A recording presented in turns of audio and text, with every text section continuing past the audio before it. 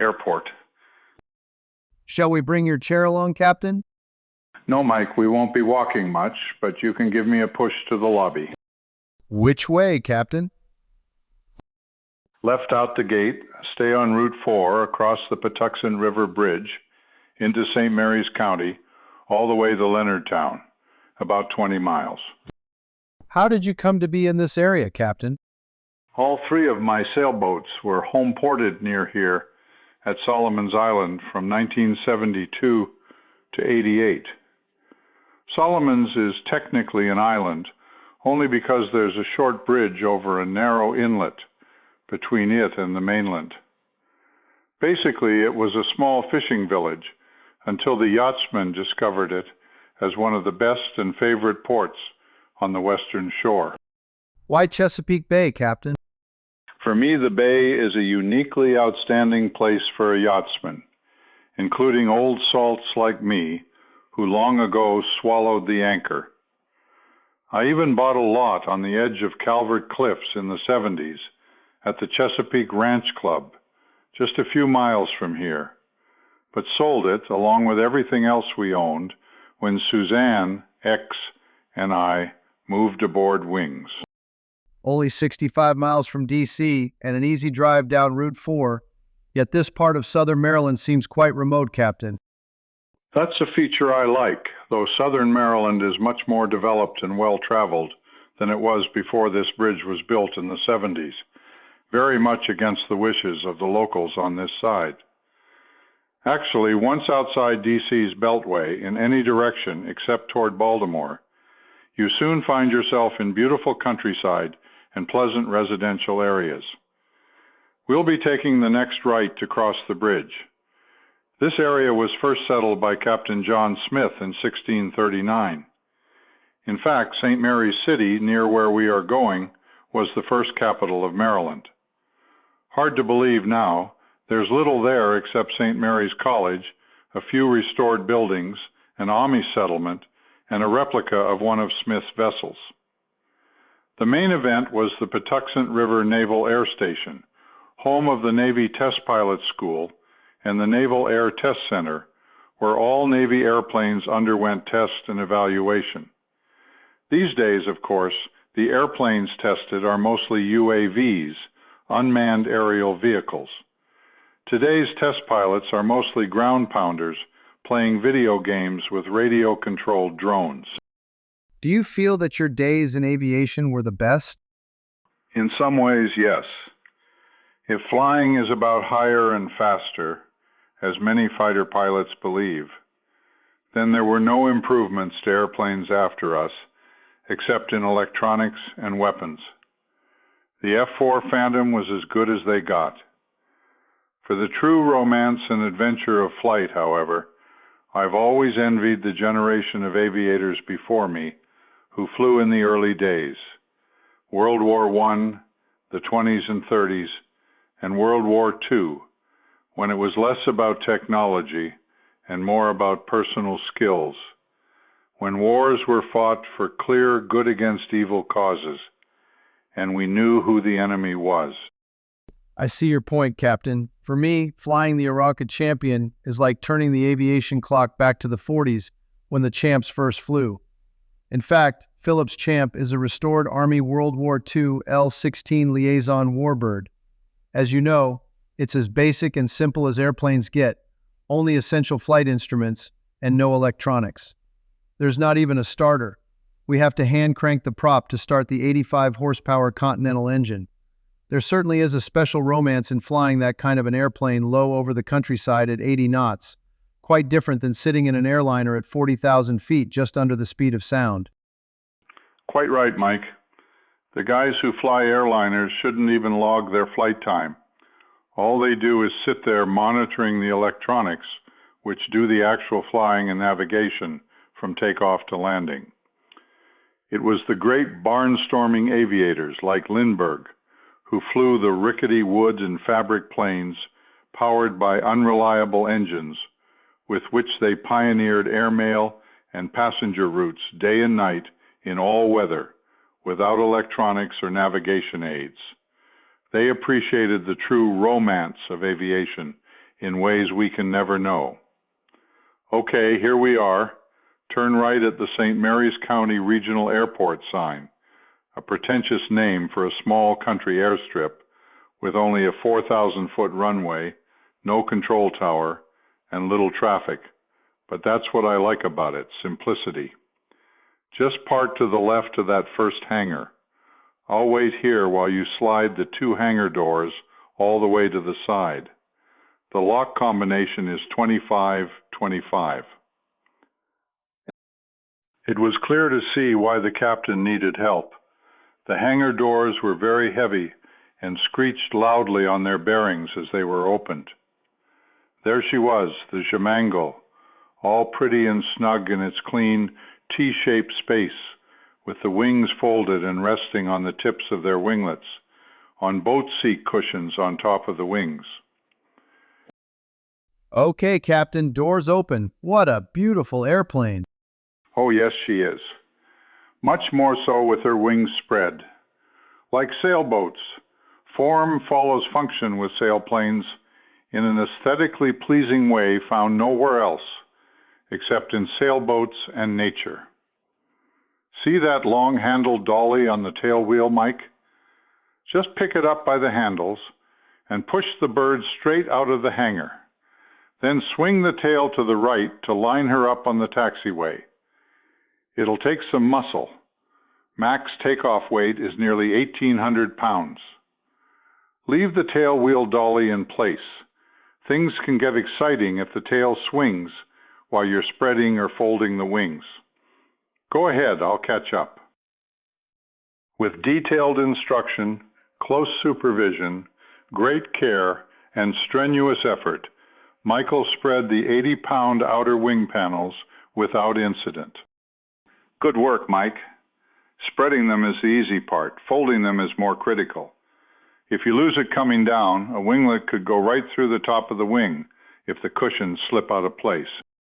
I can sure see why. Lifting those wing panels is close to my strength limits, and the angles are awkward.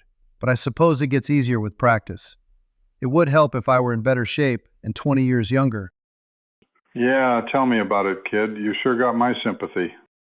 After a brief walk-around inspection of wing locks, control surfaces, tires, and oil level, Mike helped the captain into the left seat of the cockpit and got himself into the right seat. Well, this isn't the easiest airplane to get into, is it, Captain?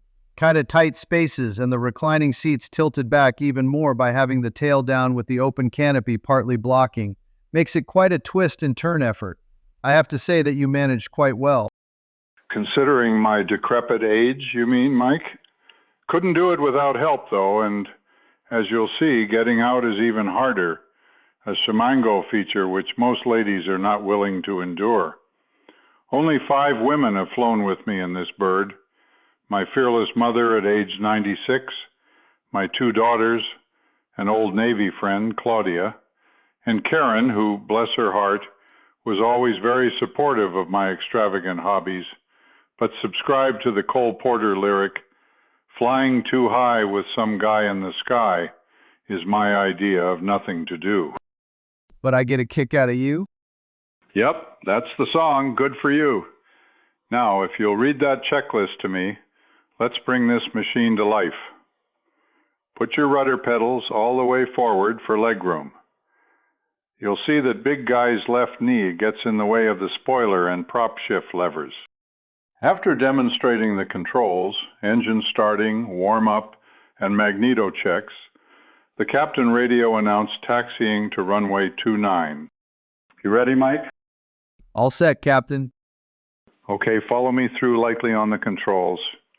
St. Mary's traffic, motor, glider 62 Sierra X-ray, rolling on 29, westbound. Tail up around 40 knots and let her fly off. Brakes to stop wheel rotation, then gear up, please, Mike. I see what you mean about the strength needed to get the gear up, Captain, but it's great that it's all manual, without electric or hydraulic systems involved. Yes, battery power is at a premium since I have averaged engine off for 2/3 of the flight time.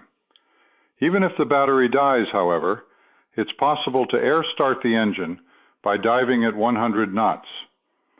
Now we'll shift the prop to cruise pitch by throttling back to 3,800 revolutions per minute and pulling the prop lever part way.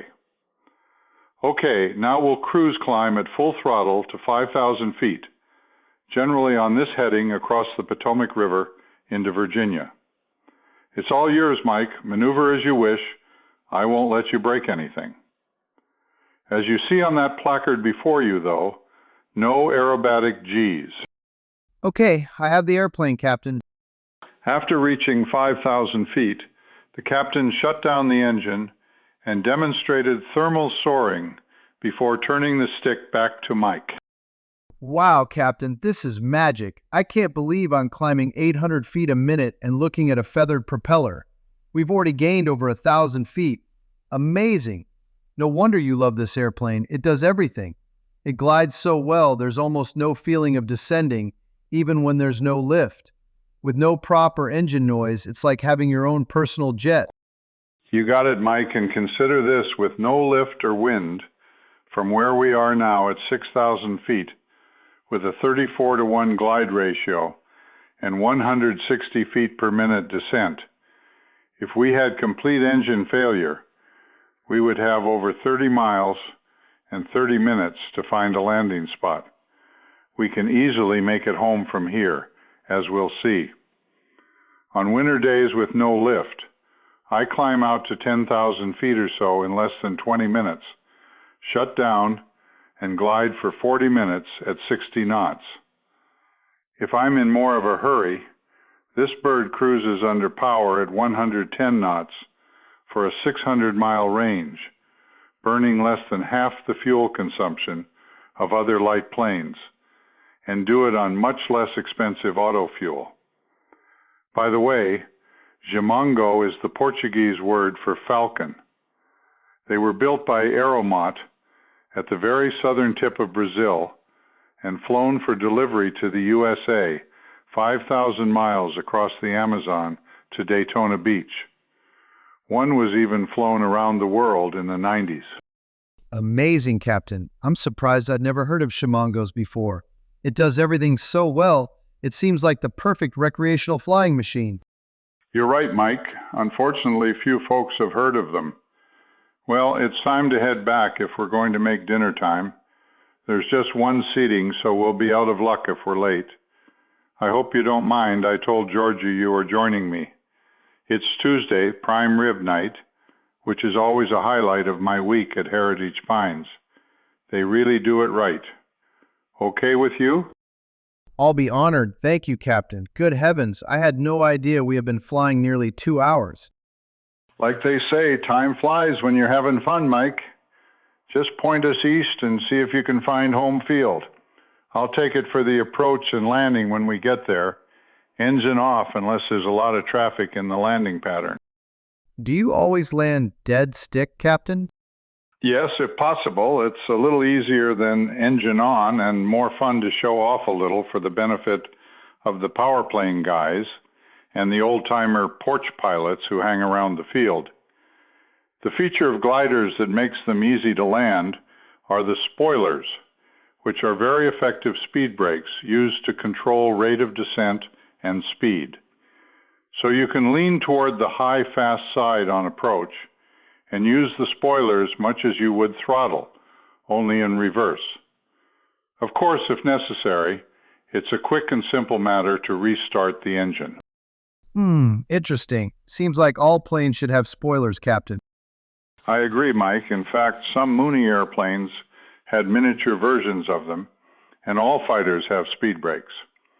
Since jet engines are a little slow on acceleration compared to props, most carrier landing approaches were once made with the brakes out, making more power immediately available for wave-offs or bolters by closing the speed brakes as full throttle was added.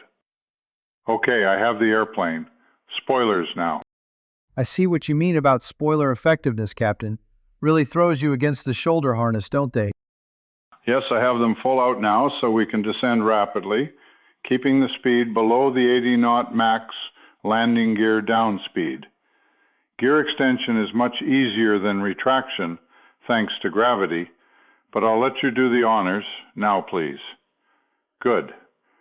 St. Mary's traffic, motor glider 62 Sierra X-ray, entering high downwind for runway 29 dead stick, St. Mary's. Half brakes now, 1,000 feet per minute descent, left turn.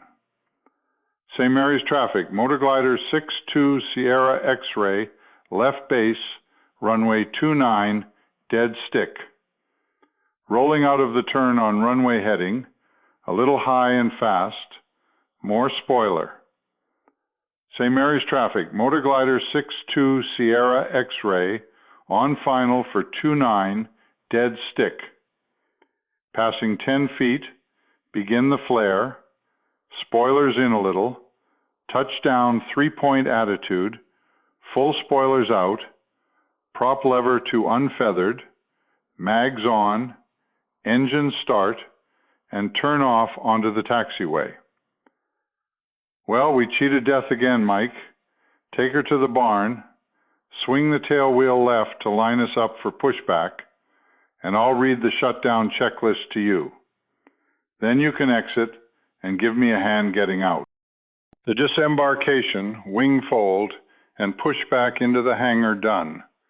They were soon on eastbound on Route 4. Well, you done good, Mike. What do you think? Thanks, Captain. It's still sinking in, but what an incredible experience. I can't thank you enough. Soaring is certainly an entirely different world to itself. A man in a simple machine, as close to nature as it gets, like sailing, with unmatched serenity. I feel as though I have been meditating for 2 hours, even though it keeps you busy. You have to pay attention to flying the glider all the time to react to all the subtle or dramatic changes in lift conditions, don't you? I was surprised by how tightly you have to turn, 45 to 60 degrees bank angle, to stay near the center of thermals. I was taught that you lose half your lift in tight turns. That's correct, and that's why you carry extra speed in the turns, but the trade-off makes it worthwhile since lift is so much stronger in the center of typical thermals. I say typical because the greatest truth about soaring is that there are no great truths. Every day is different. During the summer, when towering cumulus clouds develop, I often ventured into them.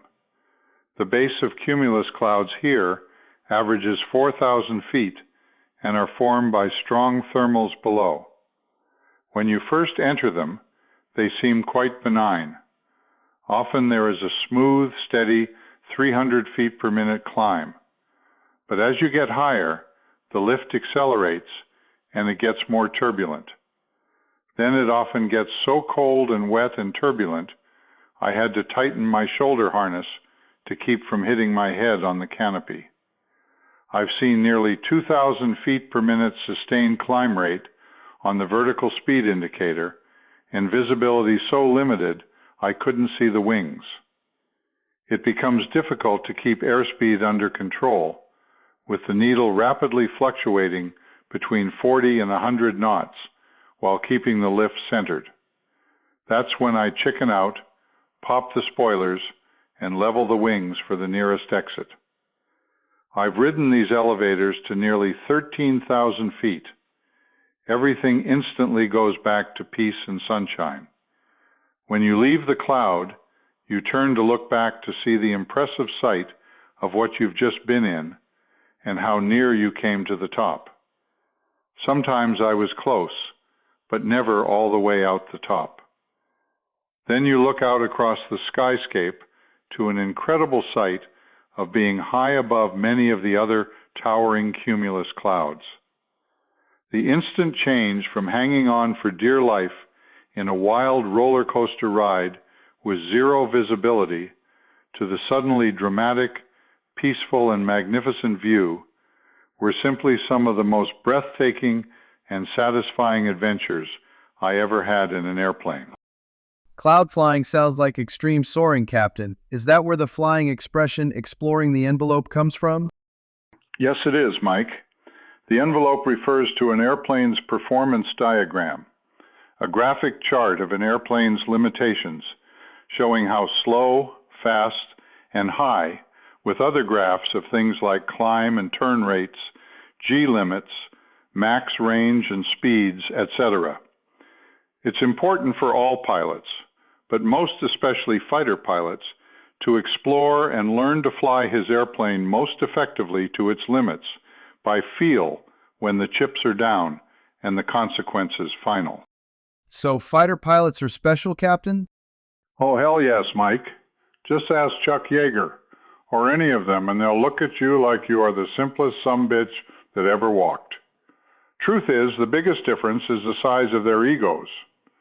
Nevertheless, there is a difference in the nature of the fighter mission and the airplanes designed for it. As fighter pilots are fond of saying, there are two kinds of airplanes, fighters and targets. As nasty as war is, there's the unique nobility of just one higher and faster man in his machine against another in his machine in life or death aerial combat. There is a genuine lore that dates back to King Arthur and the Knights of the Round Table. So it goes with the territory that self-confidence can be as crucial to a fighter pilot as knowing his aircraft's performance envelope. How do other pilots regard fighter jocks, Captain? Mostly with tolerant amusement, I think. They're seen as girl-chasing, booze-hound, braggadocio kids, playing with expensive toys which have little practical value until they get bombs hung on them. The fact is that there has been almost nothing of the dogfights of World War II, ever after the U.S. had unchallenged air superiority. So who needed fighters taking up flight deck space? Still, there was an undeniable, though irrational, social and professional hierarchy within the pilot community, which put fighter pilots at the top of the heap, followed by attack pilots and others, with multi-engine bomber, patrol, or transport pilots at the bottom. Oddly, the pilot selection systems in military aviation reinforce this hierarchy. I was in carrier squadrons of all types, and in my opinion, there's not a nickel's difference in the average level of pilot flying ability between squadron types. Well, Captain, we have safely arrived at Heritage Pines with an hour to spare. I'd like to go to the inn to wash and change. May I meet you in the lobby in about 45 minutes? Good, Mike. See you then. Thank you for flying with me today.